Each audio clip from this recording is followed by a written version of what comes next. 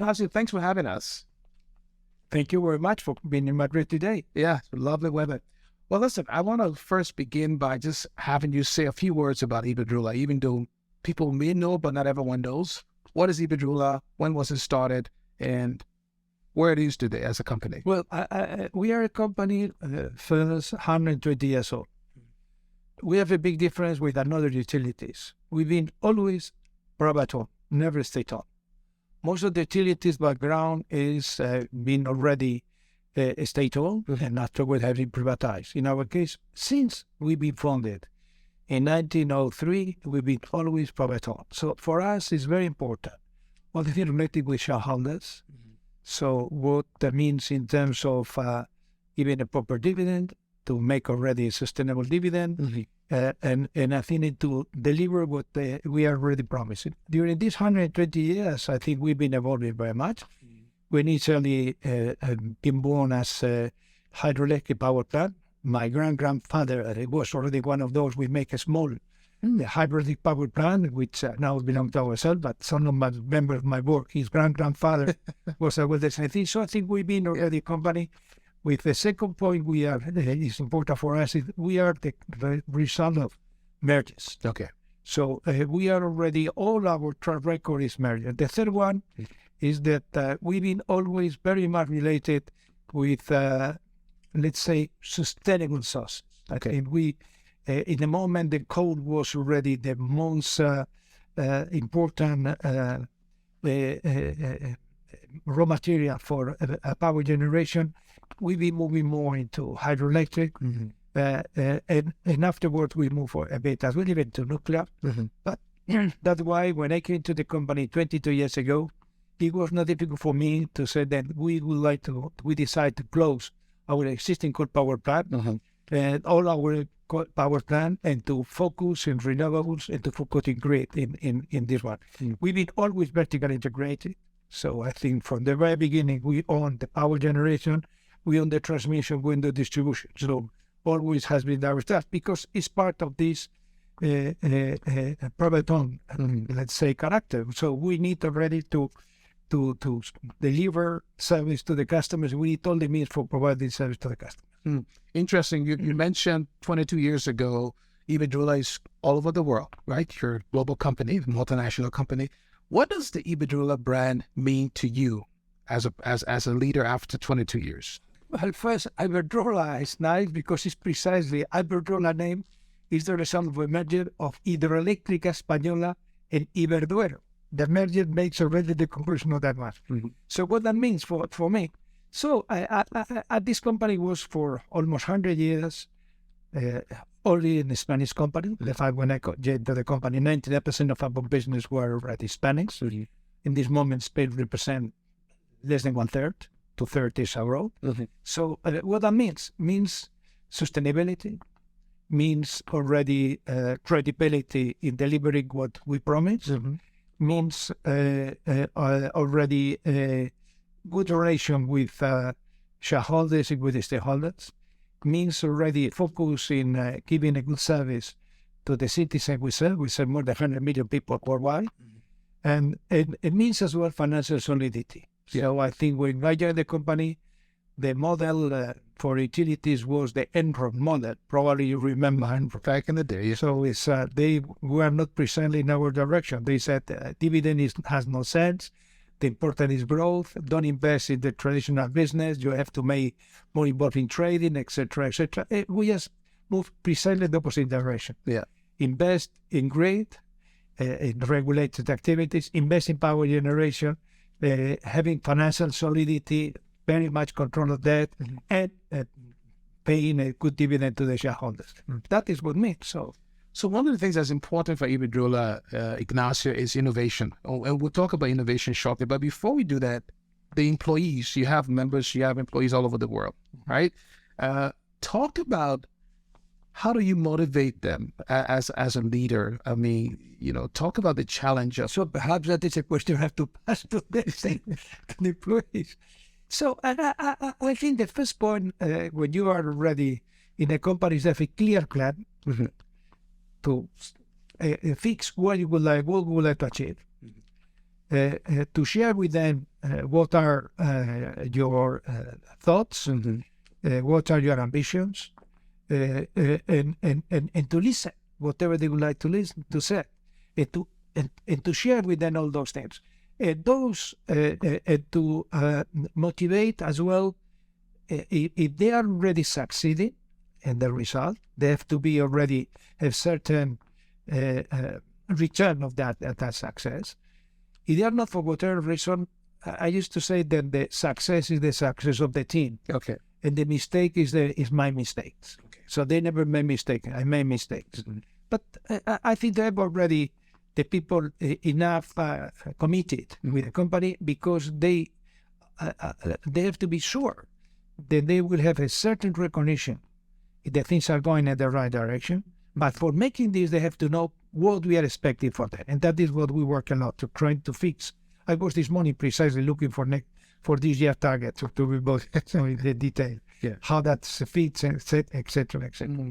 So our industry, just before we get into innovation, you're a global leader running this very important organization, but there seems to be a lot of misunderstanding about electricity, right? Our sector, right? So talk a little bit about, what do you think is the misconception? What do people not understand about our industry? So the first thing that when people is talking about energy, they are thinking about electricity. Electricity is only 20% of the energy we consume.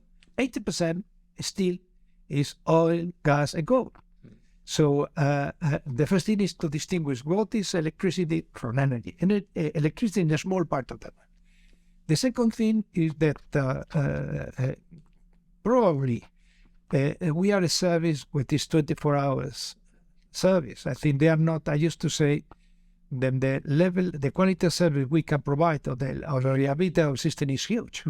So the probability that anytime you try to switch your switch at home is one every 60, 70,000 times that it fails. So who has already that level of service? If the people consider that is obvious, it's not obvious. The third one is that in many countries, energy, stroke electricity, is considered an ideology matter. I said, no, that is engineering matter. Yeah. So it's the electricity is technology, is not ideology. But in many cases used as ideology, because when you are already passing a bill every month to millions of people, our millions of people are the same customers, let's say, that those ones which are running the countries. So and sometimes they are already using in one direction, another one. Yeah. So what would you say then, from your perspective, Ignacio, has been, over these years of your leadership of Iberdrola, has been one of your key contributions to the company? I don't know. Probably the growth of the company, the internationalization of the company, and to achieve already only 70 grams per kilowatt hour toward 400, we have our peers. Okay. So when you see all our peers, they continue already generating and producing with the same sources that they did for 100 years, and we transform this one in a different animal. So we are green, yeah, and we are international. We compare with our American friends. Most of them are just American. So we are global. We are from Australia to Germany, to Japan, to Brazil, to United States, or to Britain. So we are a different thing. The American, most of them is just American. Yeah. So that gives us already this taste of internationalization. We are learning a lot from country to one.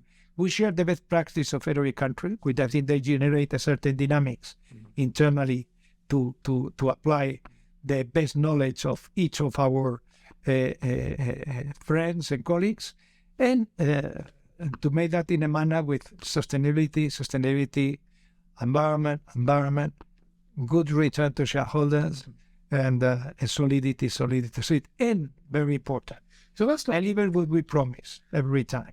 Deliver what you promise. That's very important. Let's talk innovation, a topic that I know is dear to your heart, innovation. So you are in Davos, and you talk about the Electric Together plan that Iberdrola has, and let's quickly get through some of them. I think the first two I want to talk about is this idea of investing in the networks and then turbocharging renewable. Talk about those two aspects. I think I'm very pleased because for me, as I've been predicating that without a strong, reliable grid, it will be impossible to electrify the economy and to achieve the target of decarbonization. The other day, and the chairman and founder of Bill Gates was already saying the same thing. So, which I think is good. Bill Gates is recognizing, you can imagine, for me, it's already just this one. And I think and that's why one of the areas where we have already dedicated more resources, digitalization of the grid and the service is crucial for a proper management of the demand. So the demand side is going to be very important for achieving the targets of decarbonizing. But for that, we need digitalization. We need already to introduce artificial intelligence in our grid. And we need already to invest more and more and more. I think in most cases, case of the United States. So many of the existing infrastructures of electricity in the grids has been designed in the 50s of the 60s of the last century. The life of many of the existing equipment is 40, 50, 60 years. Yeah.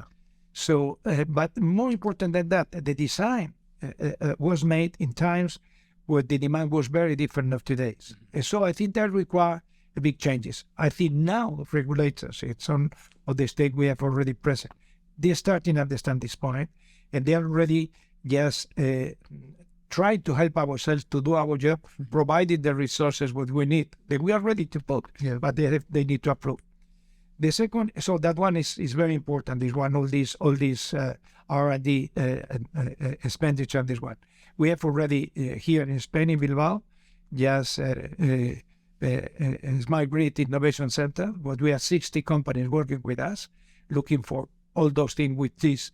What is the grid of the future for already have a proper management of the demand, but as well in other areas. I think we were pioneers in wind power generation.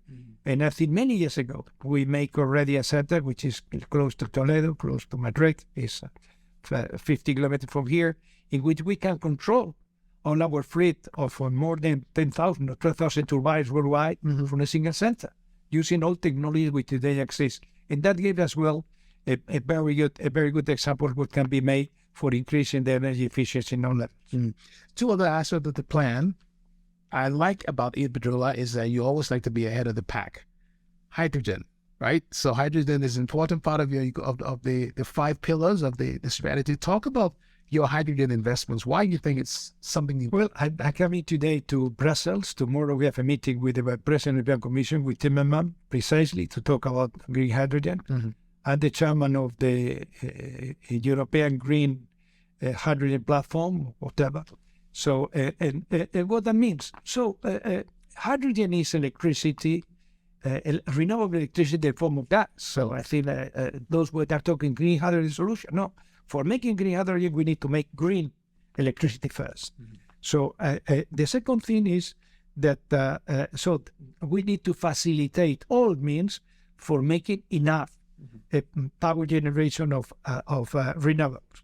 The second one is the technologies for making hydrogen is well known. The electrolyzers are well known, but the size of the electrolyzers are too small. Yeah. And so I think it's a big effort which is needed there to diminish the capex necessary for producing that one, using larger size of electrolyzers. And the third one, the different types of electrolyzers as well, we have to work more on that one. So, but a hydrogen is a solution for those areas which cannot be already electrified. So you cannot already, in my opinion, it's no sense to make for heating a home to burn the hydrogen. It's easier to use a pump heat because the pump heating is much efficient than another one.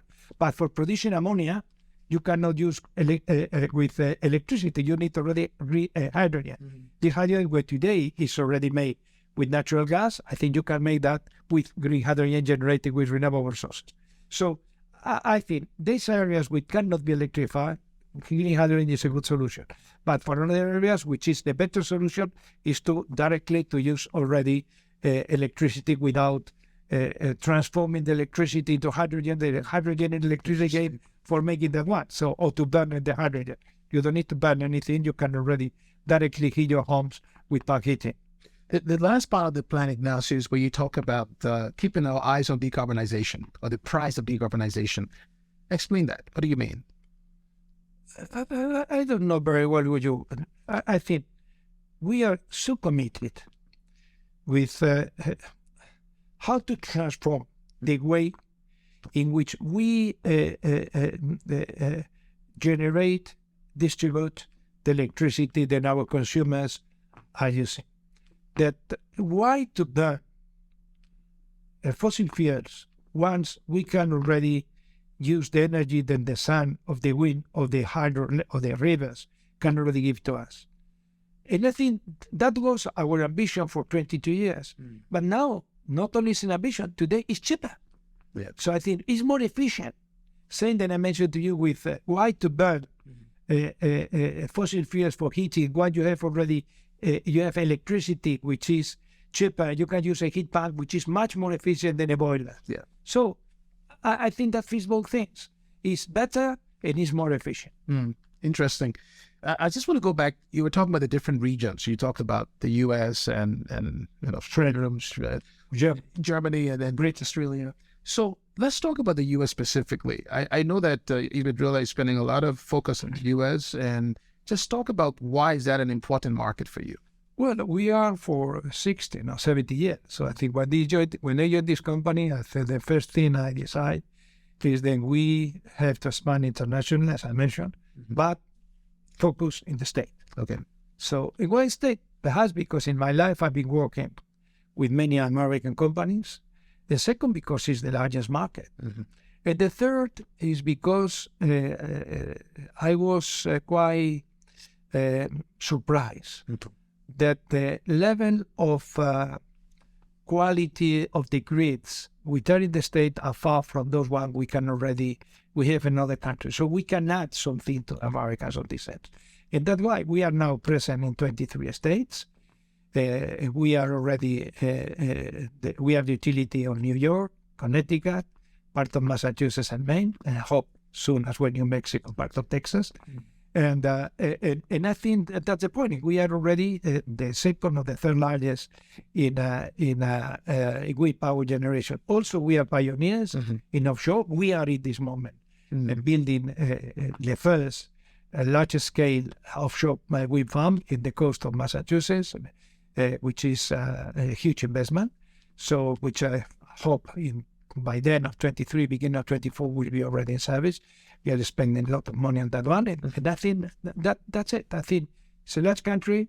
We are providing, let's say, visibility, clarity, stability. And I think that is what we require for our sector. Our investment is made for the next 60 years.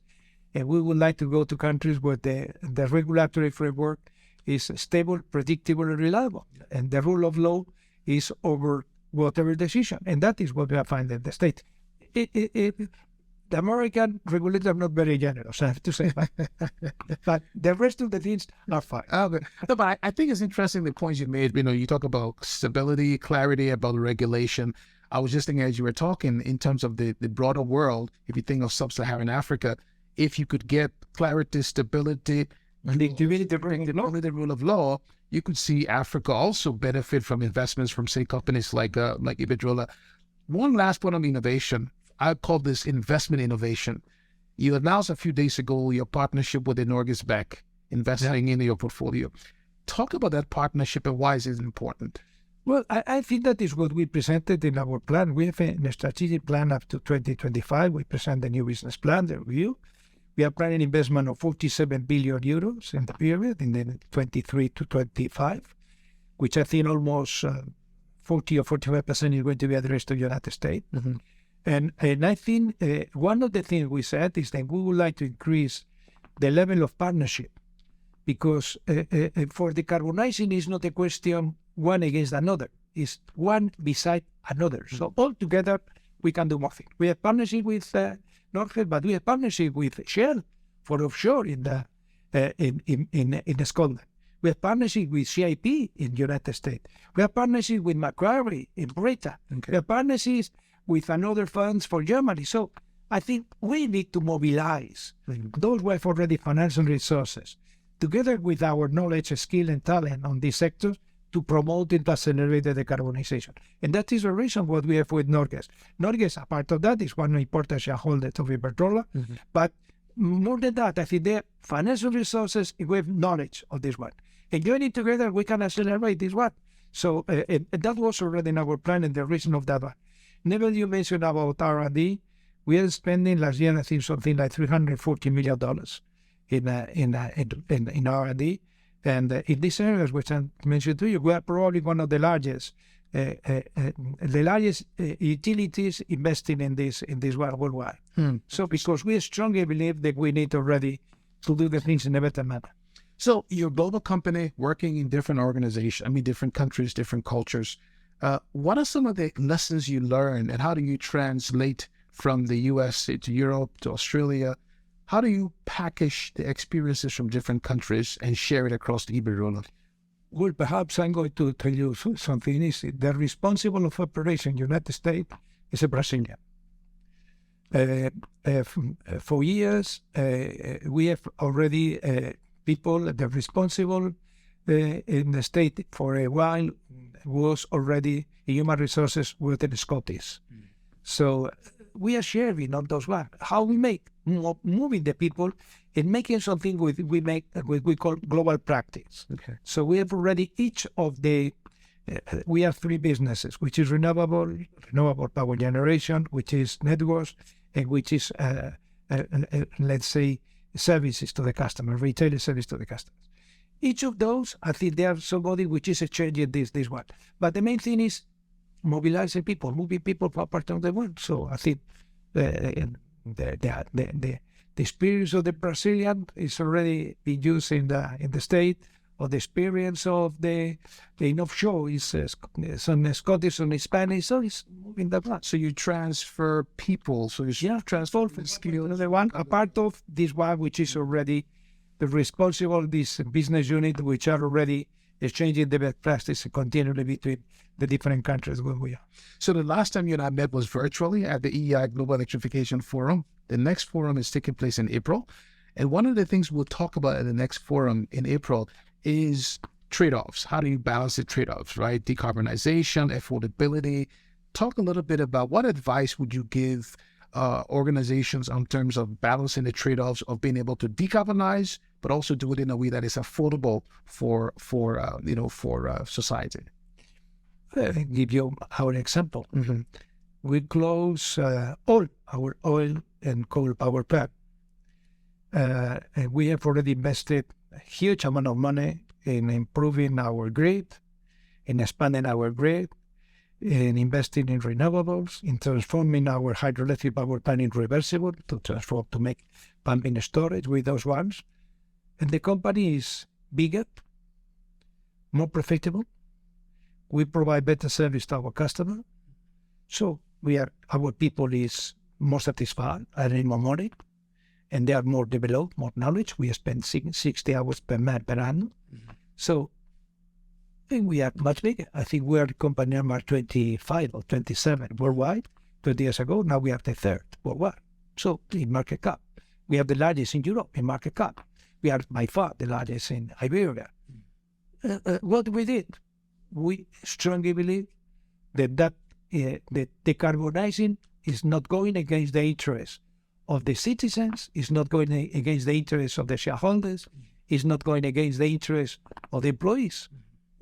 And that is the result. Yeah. So I like how you talk about people. We have about 10 minutes left, Ignacio. I want to get through a few more topics here. But one interesting one is the thing about people. So I was talking to one of your colleagues, Francesco Stracci, a couple of days ago, and he talked about how important it is to invest in people and how to train and how to have the workforce ready to do the energy transition.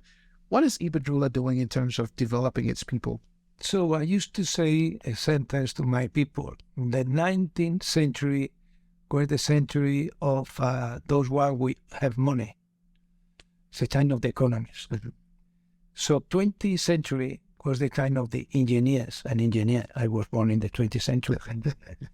So because the scarce resource was already a technology. Today, the scarce resource is talent.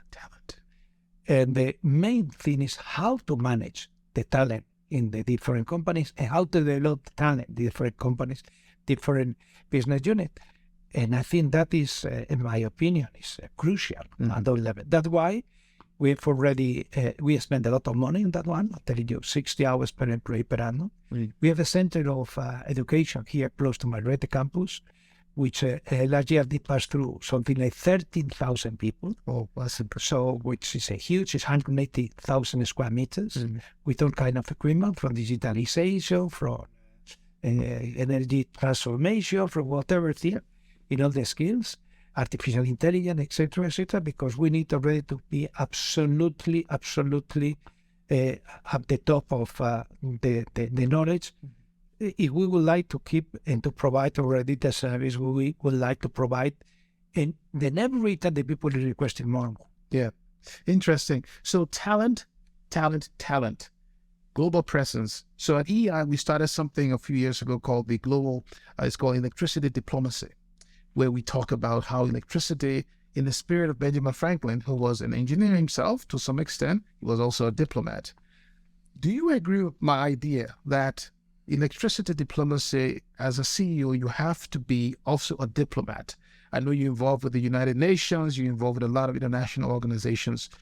Talk about how important diplomacy is for the energy transition.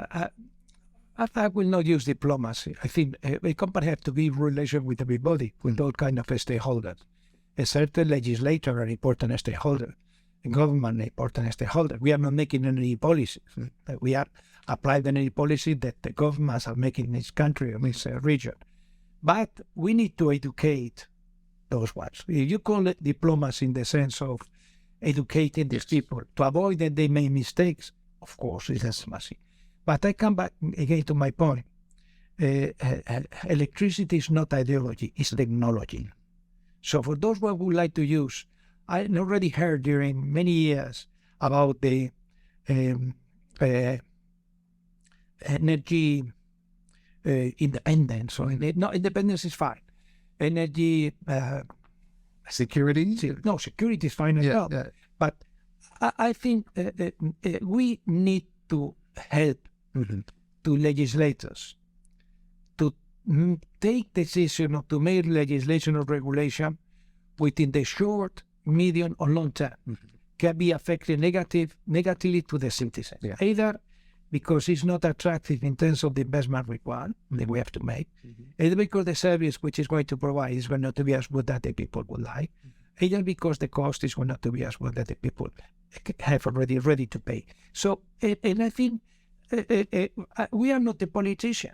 We are engineers, and we know how to do the things in a better manner. So they are not engineers, they are politicians, but I think we have to work together for making the things in a better manner. And that, I can tell you, globally that is happening. So I think the exception are those countries which are already not listening enough or not collaborating enough.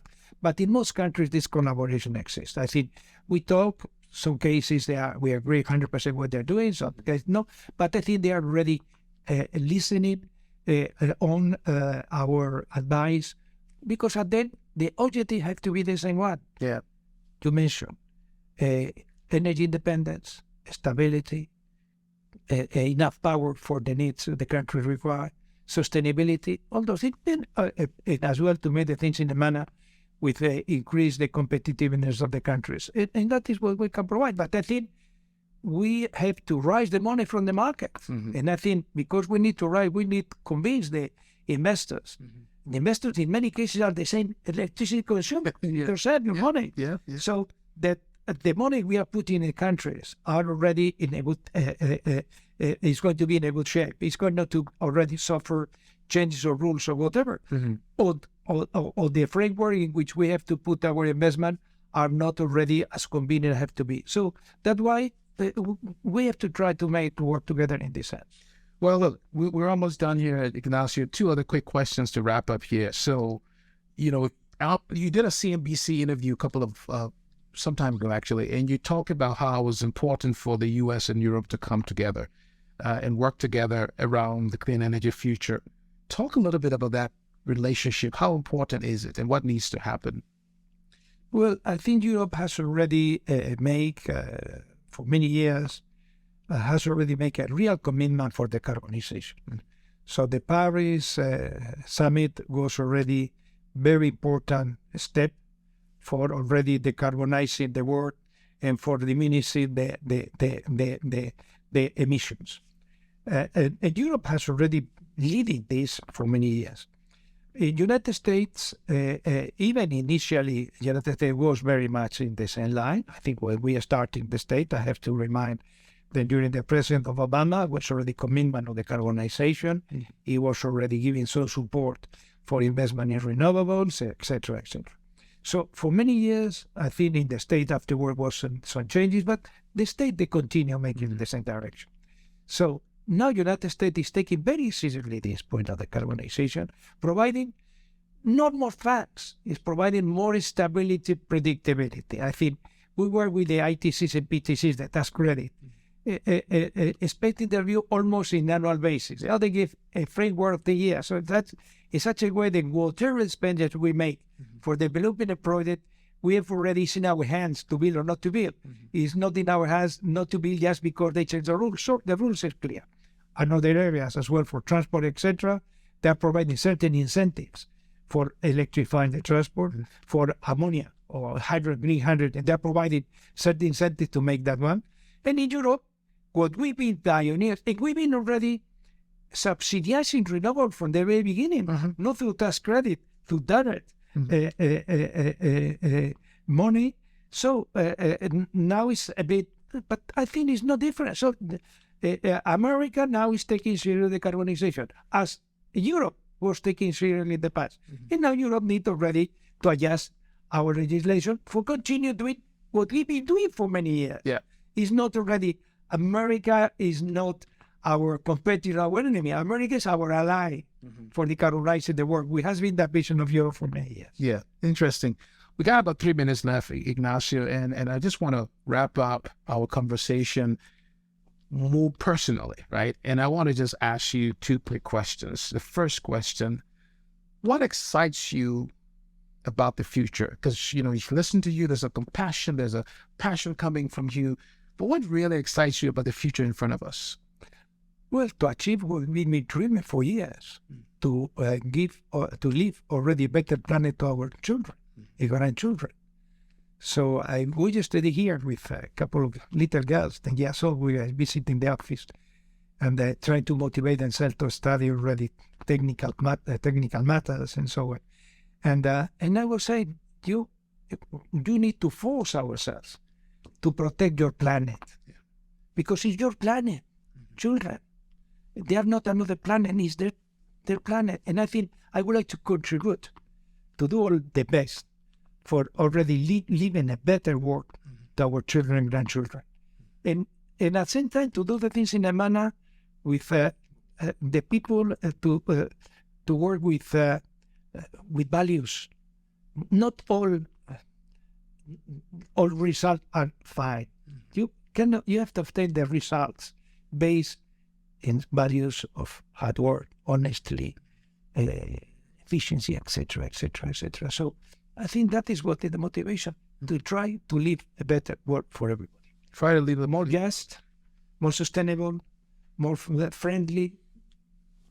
Well, you do a lot of that when you're involved with the United Nations, see the work you're doing around the world. My last question is even more personal. So you work a lot, you're around the world, do a lot of work to make this world a better place. What does Ignacio do for fun? How do you relax? How do you forget about Iberdrola at night? I'm a farmer. I'm a farmer. Okay. So being in my ranch, already cycling, walking around the countryside, riding horses, taking care of my cattle. So I feel in a farmer. Yeah. Well, Ignacio, it's really been a pleasure meeting you. Thanks again for having us here at Iberdrola, and I hope to see you again soon. Thank you so much. Thank you. Thank you to you. Thank you very much. Bye.